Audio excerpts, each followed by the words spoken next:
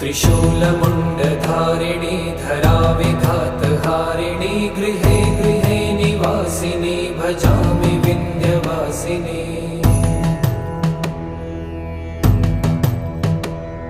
दरिद्रदुःखहारिणी सदा विभूतिकारिणी वियोगशोकहारिणी भजामि विन्ध्यवासिनी।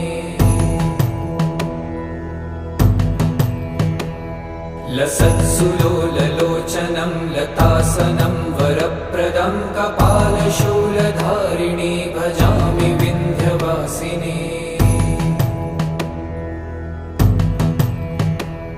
कराब्जदानदाधरां शिवा शिवां प्रदायिनी